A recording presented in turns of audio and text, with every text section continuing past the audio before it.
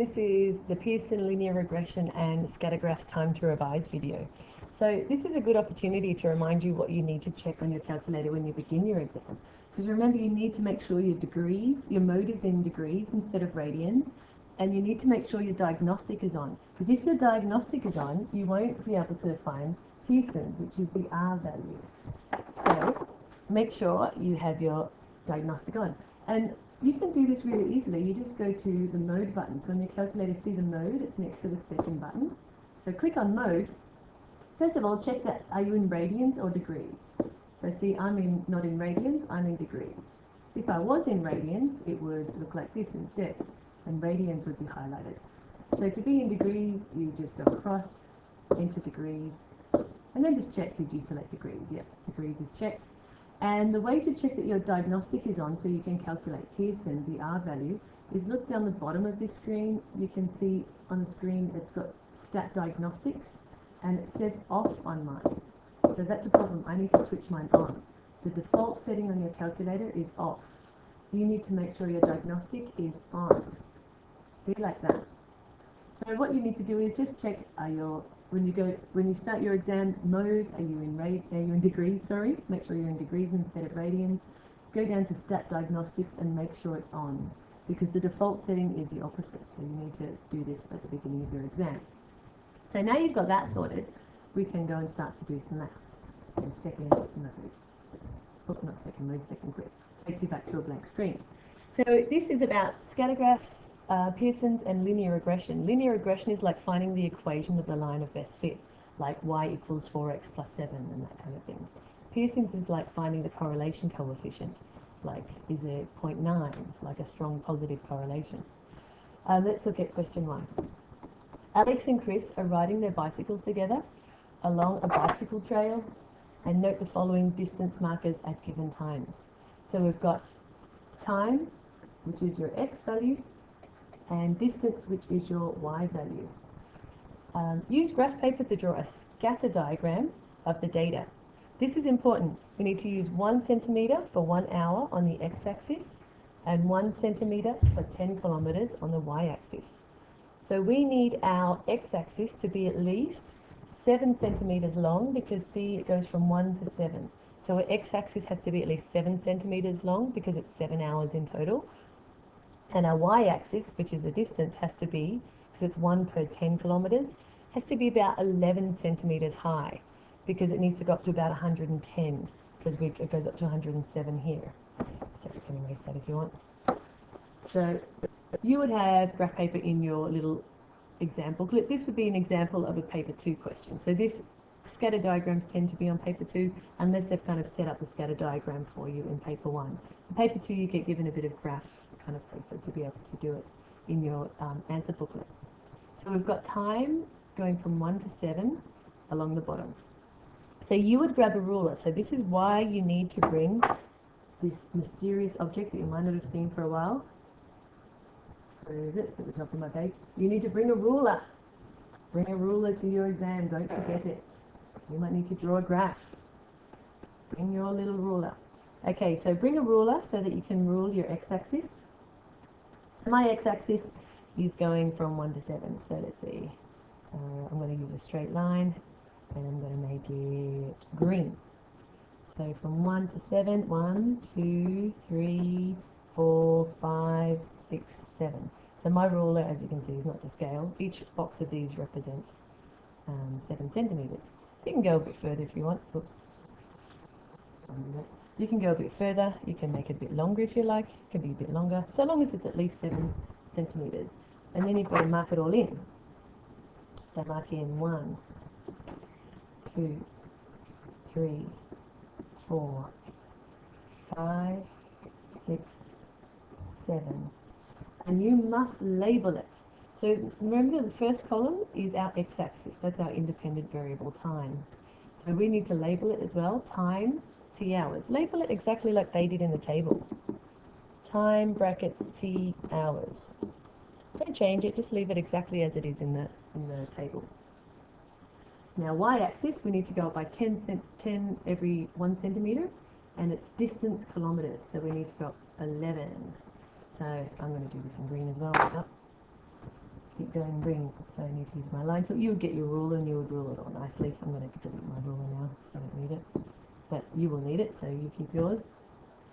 And here's our little line, and I'm going to make it green again. So we need to go up 11. See line. It's working yet. Keep going up. How many have I gone up so far? I've gone up 4 centimeters, 5, 6, 7, 8. Oh dear, I need to stretch up. So let's just check. 1, 2, 3, 4, 5, 6, 7, 8, 9, 10. Oh no, I don't have enough space. Okay, so you will though, because you'll have one that goes up high enough. I should have checked this beforehand, damn it. So really mine needs to go up one more. But you will have enough space on your graph. It's just my little one I snipped didn't have enough space. So I'll erase the other stuff. Now let's label it. It's going up by 10. So I should have made sure this goes right down to the bottom. Use a ruler, make it look nice. Don't not rule it. Some people in their exams don't rule it, and what a waste of mark, like just for not ruling your axis. So you've got to mark it all in. 10, 20, it's going up by 10, a centimetre, 30, 40, 50, 60. See, we're going up evenly. 70, going up in tens. 80, 90, 100. Now I had to go up more because it had to go up to 110. So that's about to here. 110, sorry about that. And we need to use the same thing they've got here. Distance, d kilometres. So you can label it like this if you want. Distance, brackets, d, k, n. As I said, use what they've got in the table. That's all I did. See, I just copied what they've got in the table. Don't change it at all. Now you've got to make your little lovely scattergraph. And I'm just going to zoom out a bit so that I can see the table and the graph all together.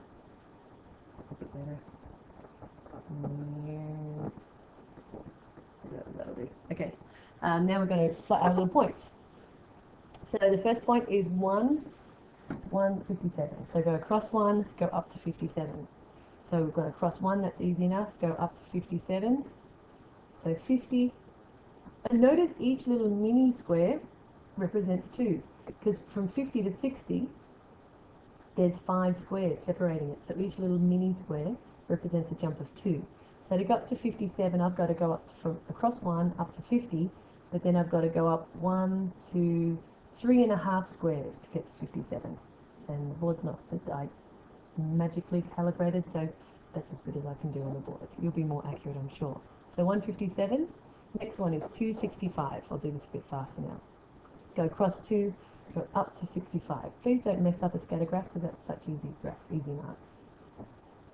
You can do little crosses instead of dots if you want to, that's okay. Go across 3 up to 72. Cross 3 up to 72. So don't go up 2 boxes because every box represents 2. So 72 is about here. 481. If you've got this done already and you want to just check it, you can just pause and scroll ahead. 81 is in between these 2 boxes because one box represents 2. Then the next one, so was that 481? Yeah, the next one, 589. They haven't tricked us, they're going up by 1 each time. 5 and 89 is about here.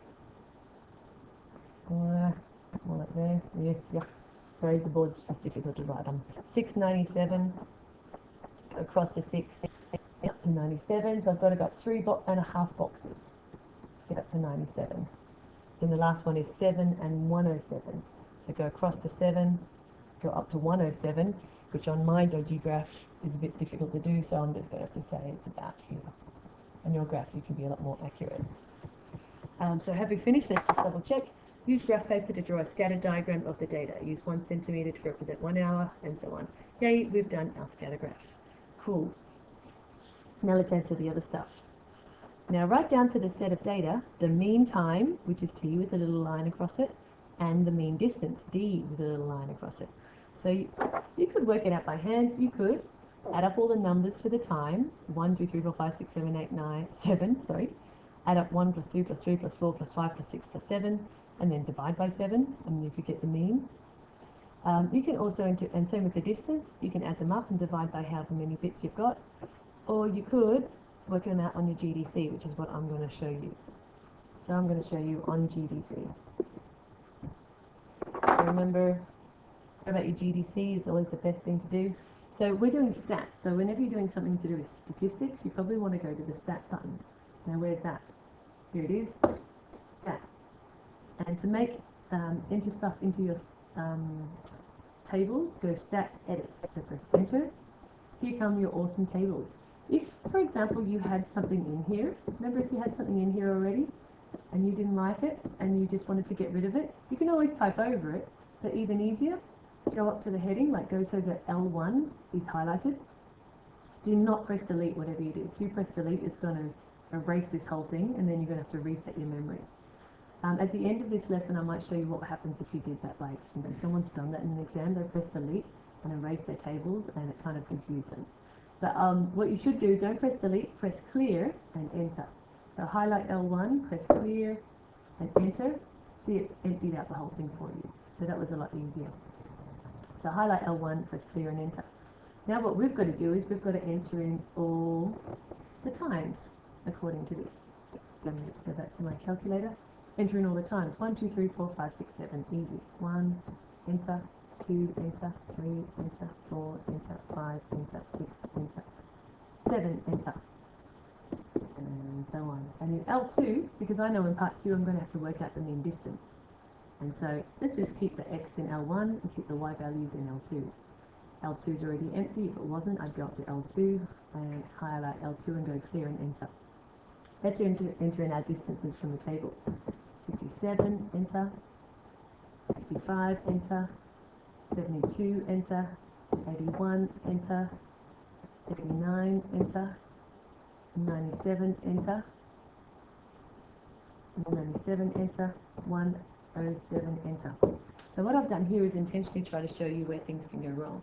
So this is why it's so important after you've entered in your stuff, just check over them, because these calculators are pretty sensitive and you can by accident put in the wrong number.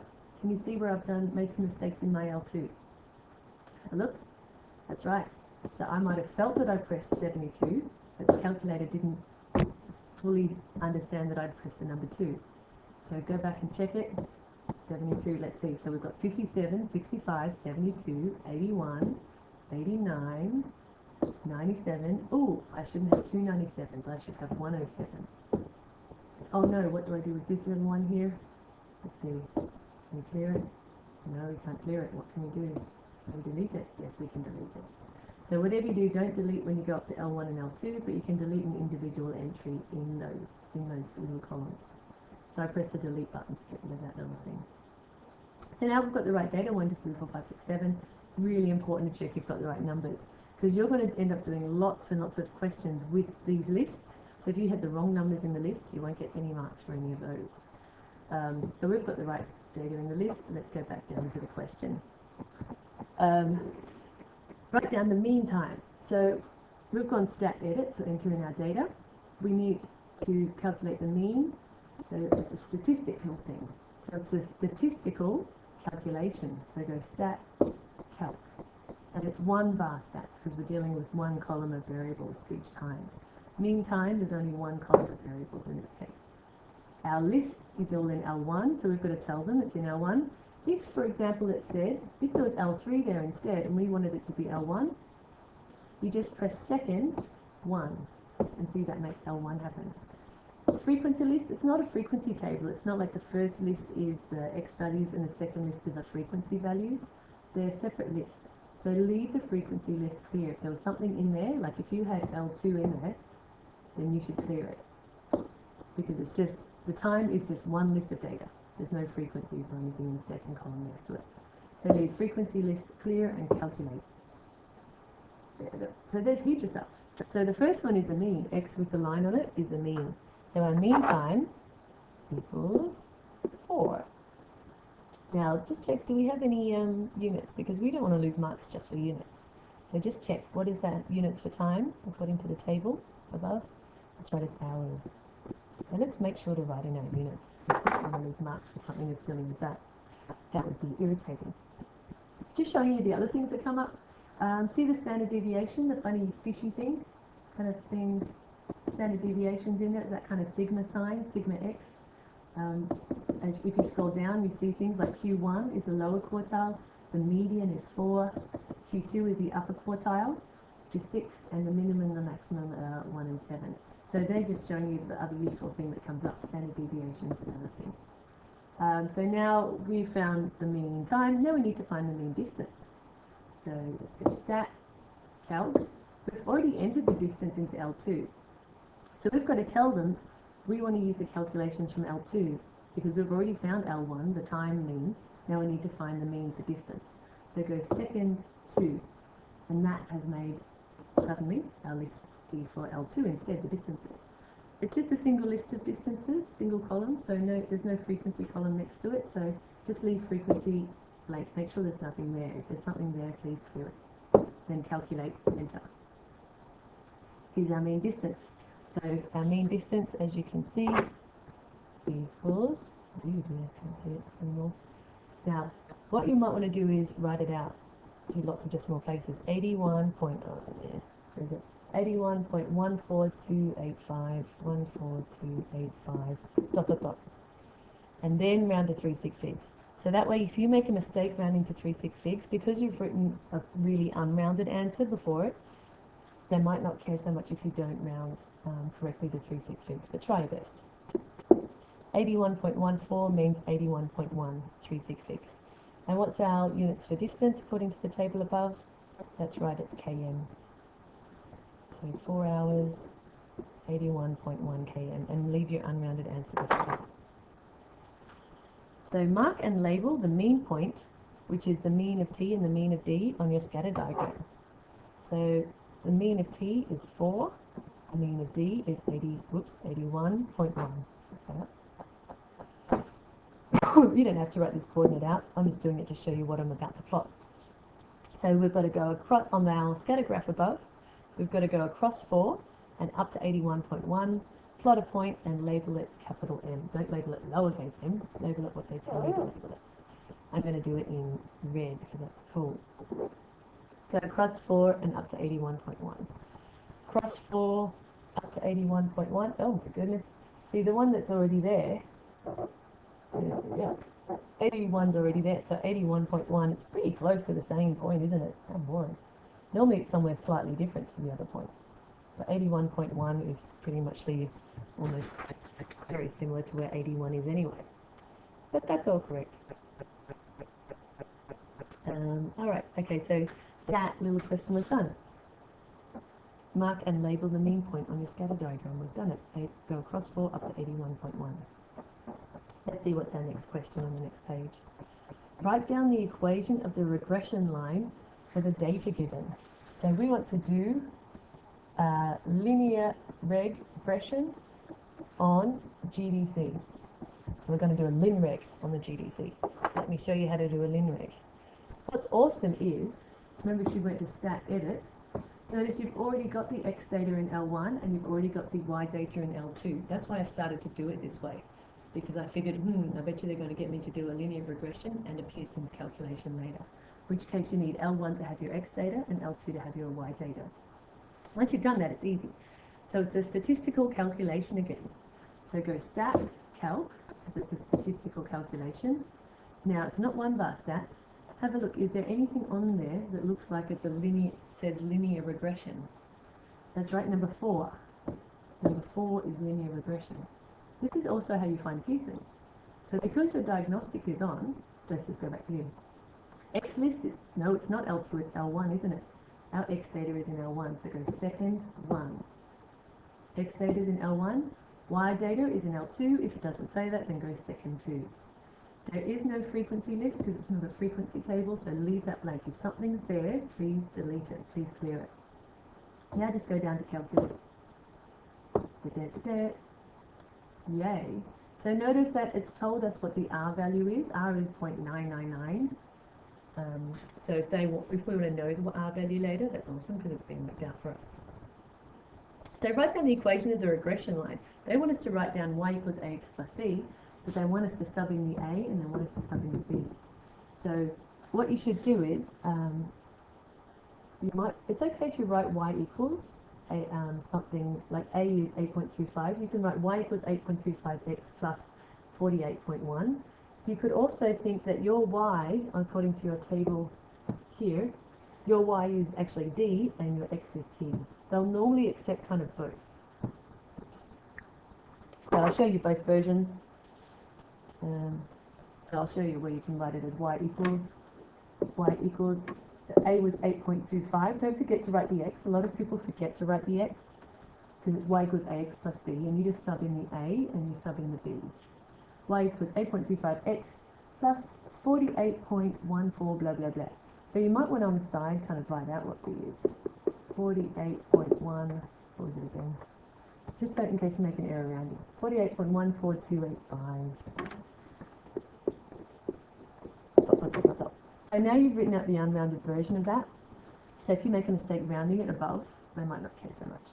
So y equals 8.25x plus, to 3 sig figs, that would be 48.1, because next to the 1 is a 4. So plus 48.1. That's a perfectly okay way to write your linear regression. Their answers might say it using d and t. So your your y value is actually d, because it's a distance. Same numbers, 8.25, and your x value is actually t for time, plus 48.1. I've noticed on exams they're happy with this version I've just written, plus they're also happy with the first version. They don't seem to mind too much if you put in y and x. So if you're really freaked out by putting in d and t, put in y and x instead, and chances are you might get it right. So remembering what this is a line of best fit, just reminding you, that is what we call the y-intercept. What's this value again? That's right, it's the gradient, the rise over the run. So imagine if they asked you what's a gradient, what's a y-intercept, you could say gradient's 8.25, y-intercept is 48.1. Draw a line of best fit on your diagram. There's two things it must go through. So it must go through the mean point, you might remember that. The mean point, M, which is the thing that we plotted before, and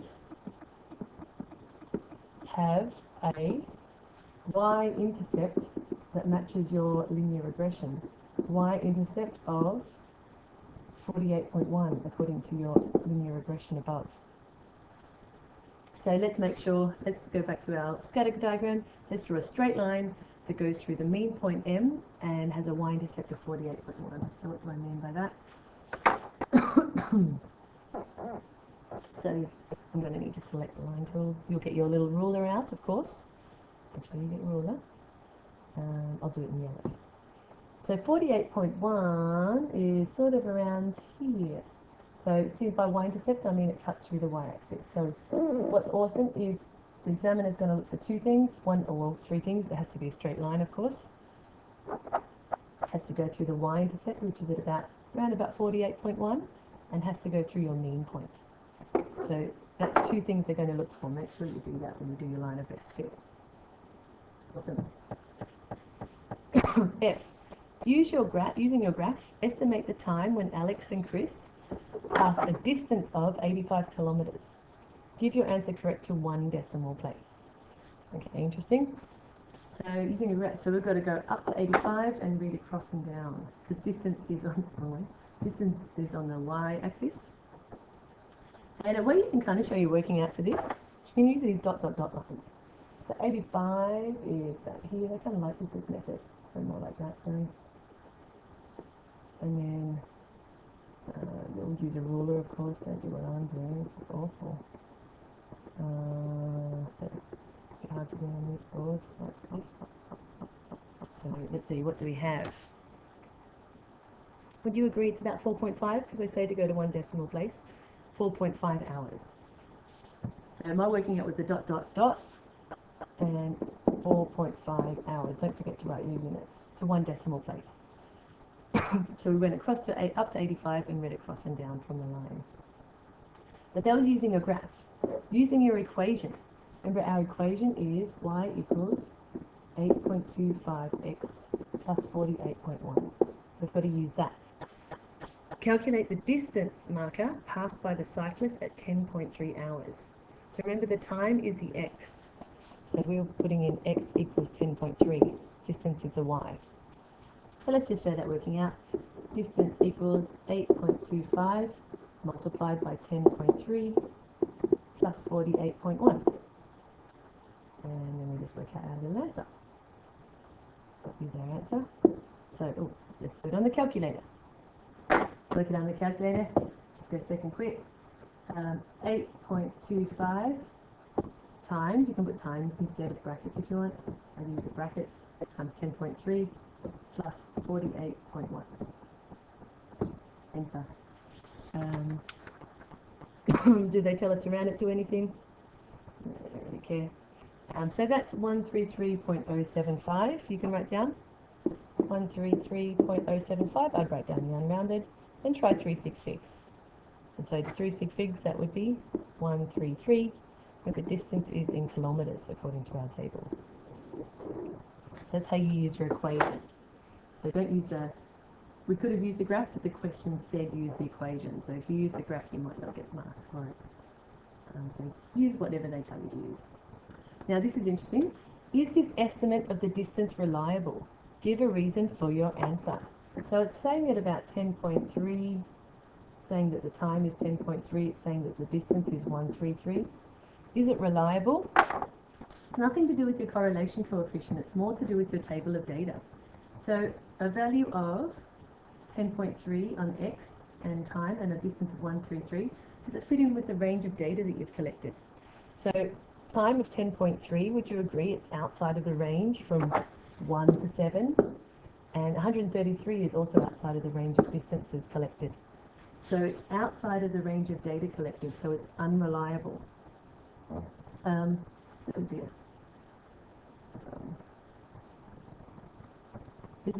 No, as you can say, 10.3 hours is outside of the range of data collected. If it was inside of the range of data collected, like if it was a value like 5 hours, that's inside the range of 1 to 7 hours. So then you would say, yes, it is reliable. So no, as 10.3 hours is outside of the range of data collected. A fancy word for that is to say, it is an extrapolation. If it was reliable, like at a value of 5 hours, and it was inside the range of data collected, then that's called an interpolation, and then it's reliable. Okay, you learn something every day. And that one's done, so it's a nice easy. They've started to ask questions like, is it reliable or not a lot, so that's a nice easy mark.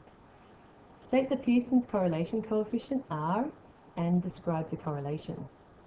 So Pearson's correlation coefficient, because you've got your diagnostic on and then the mode, diagnostic is on, stats diagnostic is on, it's not off. That means that when you do your linreg, then the R value is going to come up. But I didn't write down the R value, so I'm going to have to do it again. Stat, edit, it's already there, data's already there, that's great. So it's a statistical calculation, you have to do your linreg again. Stat calc, where's linreg? That's right, it's number 4. X list is L1, Y list is L2, just like before. Frequency list, there is none, so leave it blank. Calculate, there you go.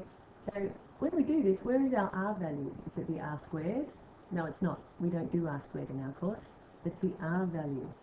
So you just did stat calc, linreg, and your R value come up. So write it out to lots of decimal places first. R equals, before you round it, 0.9091, that's 8579, 8579, ... Now round it to 3 sig figs. So 3 sig figs, the 0 is not significant, it's at the beginning, but the 3 9s are. And you leave it as 999 because next to the 9 is a 1. So it just stays 999. So that's a Pearson's correlation coefficient. That's one part of the answer, 1 mark. Again, if you rounded incorrectly there, but you didn't write the unrounded answer, you might not get any mark. But if you wrote the unrounded answer first and rounded incorrectly, you might still get full marks. And describe the correlation. So correlation, you've got to comment on the direction and the strength. So is it positive or negative? That's right, it's positive. Is a positive, and is it moderate? Would you say 0.999? Is it moderate, strong, or weak? Remember, if it's around 0, it's no correlation. So the closer it is to 1, the stronger it is. So if it was negative 0.999, that's a strong negative. But if it's positive 0.99, it is a strong positive correlation. It's not moderate, it's not weak. Weak is kind of, no correlation is very close to 0. Weak is kind of more like around the 0.1, 0.2. Moderate's kind of in the middle, in between.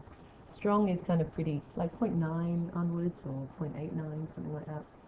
If it's something like 0.7, you're a bit worried, you can always say moderate to strong. But this one's pretty off. It's 0.999 is very close to 1. So it's a strong positive correlation. Brilliant. Okay, so we seem to have finished our little It's Time to Revise. Pearson, scattergraphs, and linear regression. These are always on exams.